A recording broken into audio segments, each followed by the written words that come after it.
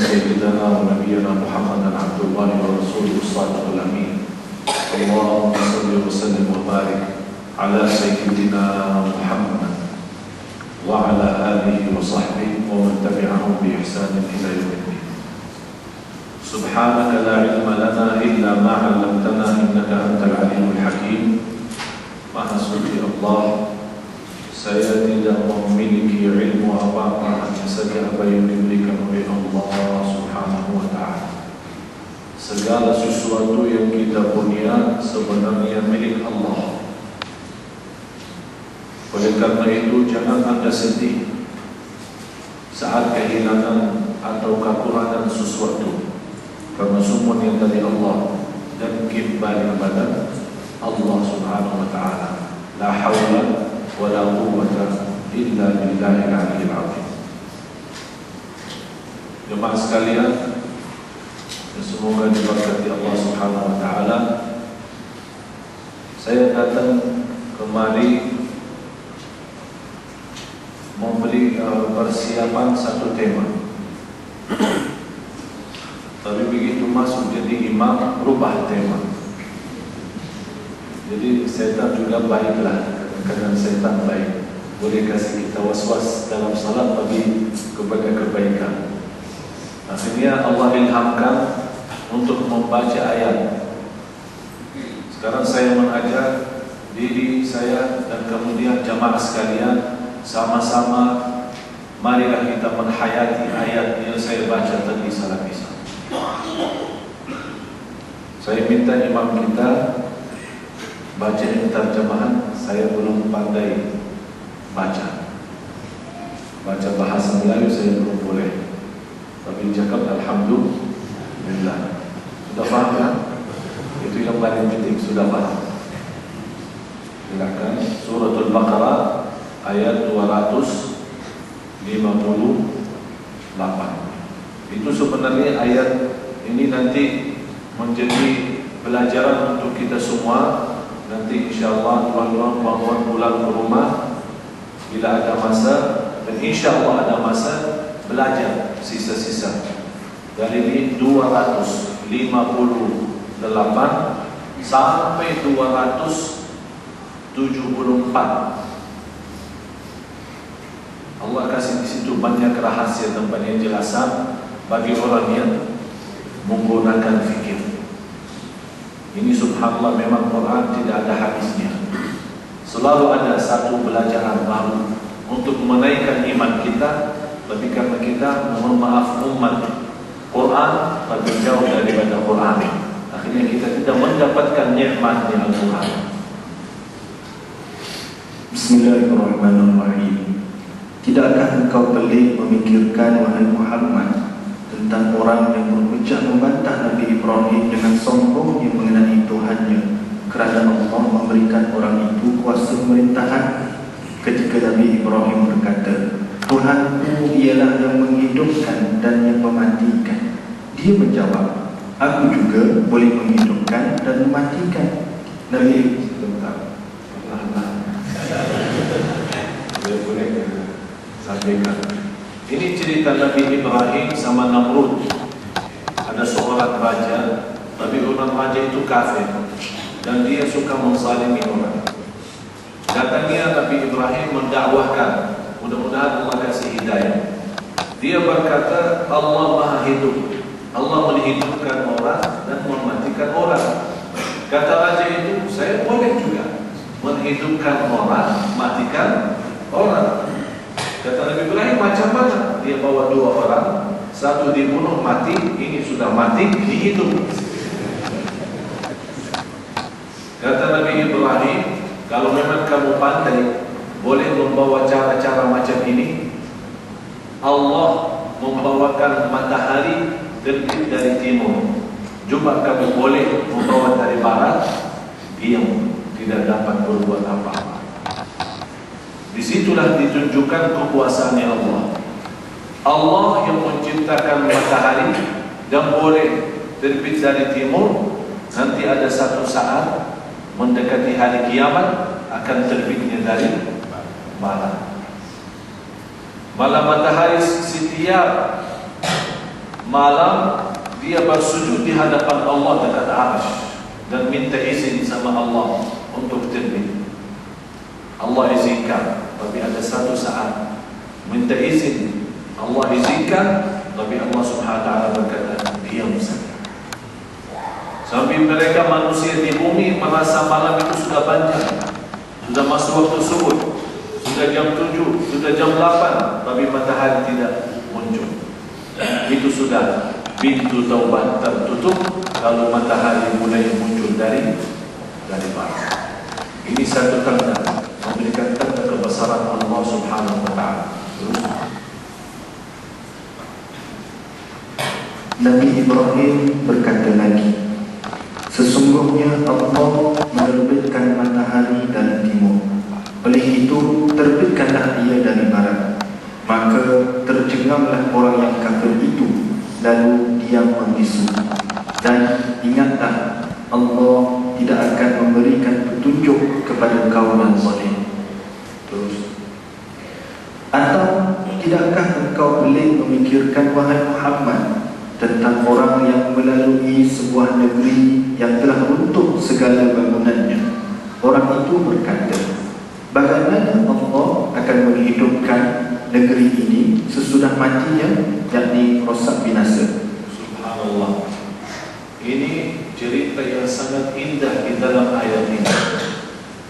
Uzair ada riwayat sebagai seorang nabi, ada riwayat sebagai orang saleh bernama Uzair. Dia lewati satu negeri, melihat negeri itu sudah habis, binasa, hancur. Tidak ada sedikit pun bekas kehidupan, tidak ada tanam-tanaman dan tidak ada bangunan. Dan beliau berkata, macam mana ini negeri boleh hidup lagi karena sudah habis, hancur. Allah Subhanahu wa taala mematikan. Uzair mati. Berapa lama? 100 tahun. Baru dihidupkan kembali. Terus, lalu dia dimatikan oleh Allah selama 100 tahun. Kemudian Allah hidupkan dia semula, lalu bertanya kepadanya, berapa lama engkau tinggal di sini? Dia menjawab, aku telah tinggal di sini sehari atau setengah hari. Allah 100 tahun. Begitu Allah hidupkan semula, ditanya, sudah berapa lama? Sehari, setengah hari. Dia tidak rasa sudah 100 tahun. Terus Allah berfirman, tidak benar, bahkan engkau telah tinggal selama 100 tahun. Oleh itu, perhatikanlah makanan dan minumanmu masih tidak berubah keadaannya. Dan perhatikanlah kepada keledaimu, jangan hanya tinggal tulang-tulang yang kekayaan, karena dia pakai binatang kekayaan kan, masuk di kepada negeri itu. Tapi coba bayangkan, binatang Allah matikan sampai hancur, yang ada hanya tulang-tulangnya saja. Tapi makanannya yang dia bawa waktu masuk kepada negeri itu masih utuh, masih tidak apa-apa, baik, masih boleh makan, padahal 100 tahun. Jadi kalau menurut fikiran kita, yang sebenarnya rusak adalah makanan, tidak boleh tahan berapa hari, sudah busuk dan sudah rusak. Tapi coba Allah matikan binatang sampai jadi tulang, dan juga makanan yang masih utuh dan bersih selama 100 tahun, tidak rubah dari sisi bau atau dari sisi rasa. Dan kami lakukan ini ialah untuk menjadikan engkau sebagai tanda kekuasaan kami buat umat manusia. Untuk manusia, biar kita sama-sama belajar lewat Uzair ini bagaimana tanda kebesaran Allah dan kekuasaan Allah Subhanahu wa taala. Dan lihatlah kepada tulang-tulang keledai itu, bagaimana kami menyusunnya kembali, kemudian kami menyalutnya dengan daging. Maka apabila telah jelas kepadanya apa yang berlaku itu, berkatalah dia, tahulah aku sekarang bahawa Allah Maha berkuasa atas tiap-tiap sesuatu. Allah tunjukkan kepada Uzair bagaimana menghidupkan binatang yang sudah mati. Allah kumpulkan tulang-tulangnya di depan mata. Bangun. Terus ditutupi dalam daging. Kemudian diisi dalam darah. Kemudian dilapis dalam kulit. Baru diberikan ruh. Kemudian bersuara binatang itu. Disitulah Uzair berkata, aku sudah tahu dalam yakin, karena sudah ainul yakin, sudah lihat dengan mata sendiri apa yang ditunjukkan oleh Allah Subhanahu wa taala. Ini semua cerita-cerita, ada satu yang Allah mau sampaikan kepada kita. Kenapa Allah memberitahu tanda-tanda kekuasaannya dan kebesarannya? Bagaimana Allah menghidupkan seluruh manusia? Ma khalqukum wala ba'thukum illa ka nafsin wahidah, untuk mematikan semua manusia dan membangkitkan kembali, semacam kita menghidupkan, kata Allah, satu jiwa dan matikan satu jiwa, bangkitkan satu jiwa. Miliaran manusia bagi Allah semacam seorang. Terus, dan ingatlah ketika Nabi Ibrahim berkata, wahai Tuhanku. Ini sekarang cerita Nabi Ibrahim. Sudah selesai cerita Uzair, sekarang masuk kepada cerita Nabi Ibrahim AS. Allah tunjukkan juga kekuasaannya. Nabi Ibrahim bukan beriman, dia iman dan percaya.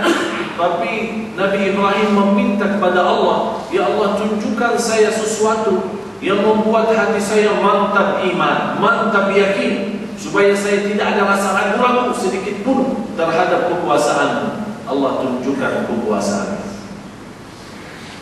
dengan berkata, wahai Tuhanku, perlihatlah kepadaku bagaimana Engkau menghidupkan makhluk-makhluk yang mati. Allah berfirman, adakah engkau belum percaya kepada kekuasaanku? Nabi Ibrahim menjawab, bahkan aku percaya dan yakin, tetapi aku memohon yang demikian supaya tenteram hatiku. Allah berfirman, jika demikian, ambillah 4 ekor burung, kemudian kumpulkanlah olehmu dan cincanglah semuanya. Setelah itu, letakkanlah di atas tiap-tiap sebuah bukit sebahagian daripadanya. Kemudian serulah burung-burung itu, nescaya semuanya akan datang kepadamu dengan segera. Dan ketahuilah, sesungguhnya Allah Maha Kuasa lagi Maha Bijaksana. Subhanallah. Allah memerintahkan Nabi Ibrahim ambil bermacam-macam burung dan disembelihkan dan dicampurkan daging. Ambil sayap burung ini dicampur dengan burung itu, ambil kepala burung ini dicampur dengan burung yang lain, ambil kaki burung ini ditaruh sama yang ini, dan bagikan semua dengan bagian macam-macam di atas bukit-bukit yang amat jauh. Malah ada satu riwayat, Nabi Ibrahim memerlukan 1 hari untuk selesai tugas ini, naik gunung-gunung supaya dia menaruh sebagian yang sudah tercampur. Ini satu burung di sini yang sudah dimatikan, dan satu ke sana, satu ke sana, campur. Dan kata Allah sekarang, wahai Nabi Ibrahim, panggillah mereka. Wahai burung, datang dalam perintah Allah. Semuanya naik dalam potongan-potongan, sayapnya, kakinya, dagingnya, kumpul di atas, di langit, dan semua kumpul dalam satu sendiri. Tidak salah campur dan tidak salah berdiri. Dan di situ semuanya datang kepada Nabi Ibrahim. Dan ada satu riwayat,